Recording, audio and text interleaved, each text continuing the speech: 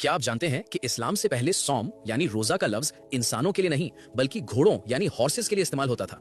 जी हाँ, वो इबादत जो आज हम अल्लाह के लिए करते हैं उसका नाम अरब के लोग अपने जानवरों की ट्रेनिंग के लिए इस्तेमाल करते थे।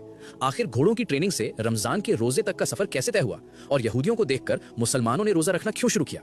आज एपिसोड 1 में हम रोजे की मुकम्मल तारीख जानेंगे। अरबी जबान में रोजे को सौम कहा जाता है, जिसका मतलब है रुक जाना या ठहर जाना।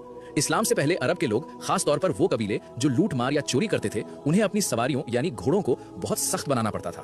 घोड़ा एक नाजुक जानवर है जो ना ज्यादा भूख बर्दाश्त कर सकता है और ना रेगिस्तान की तपती हुई लू यानी हीट। इसलिए ये लोग अपने घोड़ों को सौम करवाते थे, यानी उन्हें भूखा प्यासा रखकर तपती धूप में बांध देते थे। बाकी जानवर धूप से बचने के लिए अपना मुंह छुपा लेते थे, लेकिन इन घोड़ों का मुंह जबरदस्ती सूरज की तरफ रखा जाता था ताकि वो सख्त गर्मी और भूख की शिद्दत को बर्दाश्त करना सीख जाए। इस ट्रेनिंग को वो सौम कहते थे। अल्लाह ने बाद में इसी लफ्ज को मुसलमानों के लिए चुना, लेकिन लूट मार की ट्रेनिंग के लिए नहीं बल्कि नफ्स से लड़ने की ट्रेनिंग के लिए। जब हजरत मोहम्मद सल्लल्लाहु अलैहि वसल्लम मक्का से हिजरत करके मदीना तशरीफ लाए तो रोजे की तारीख में एक नया मोड़ आया। आप सल्लल्लाहु अलैहि वसल्लम ने देखा कि मदीना के यहूदी मुहर्रम की 10 तारीख आशुरा का रोजा रखते हैं। आप सल्लल्लाहु अलैहि वसल्लम ने उनसे पूछा, तुम ये रोजा क्यों रखते हो?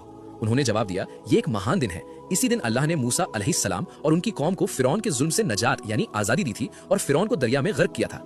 हम अल्लाह का शुक्र अदा करने के लिए ये रोजा रखते हैं। ये सुनकर नबी करीम सल्लल्लाहु अलैहि वसल्लम ने फरमाया, हम मूसा अलैहिस्सलाम के यानी उनके तरीके पर चलने के तुमसे ज्यादा हकदार हैं। लिहाजा आप सल्लल्लाहु अलैहि वसल्लम ने मुसलमानों को हुक्म दिया कि आशुरा का रोजा रखा जाए और खिलाफत के लिए यह भी कहा गया कि सिर्फ एक नहीं बल्कि 2 रोजे रखें, 9 और 10 मुहर्रम, ताकि यहूदियों से हमारा तरीका अलग हो जाए। शुरुआत में आशुरा का रोजा और हर महीने के 3 रोजे अय्याम बीज यानी 13, 14 और 15 तारीख का रिवाज था। ये मुसलमानों की रूहानी ट्रेनिंग का दौर था। लेकिन फिर वो मुबारक घड़ी आई, 2 हिजरी शाबान का महीना। अल्लाह ने मुसलमानों पर एक मुकम्मल महीना फर्ज करने का फैसला किया। कुरान की आयत नाजिल हुई, ए ईमान वालो, तुम पर रोजे फर्ज किए गए जैसे तुमसे पहले लोगों पर फर्ज किए गए थे। जब रमजान के 30 रोजे फर्ज हो गए तो आशुरा का रोजा और बाकी नफली रोजों की फर्जियत खत्म हो गई। अब वो नफल यानी ऑप्शनल बन गए और रमजान फर्ज हो गया। तो दोस्तों, आज के इस एपिसोड में हमने ये तो जान लिया कि रोजे का वजूद कैसे हुआ और ये हम पर कैसे फर्ज हुआ। लेकिन एक सवाल अभी भी बाकी है जो सबसे ज्यादा जरूरी है। वो सवाल ये है कि आखिर अल्लाह ने हम पर ये भूख और प्यास आखिर क्यों फर्ज की? क्या अल्लाह को हमारी भूख की जरूरत है? नाउजुबिल्लाह, हरगिज नहीं। तो फिर रोजे का असल मकसद क्या है?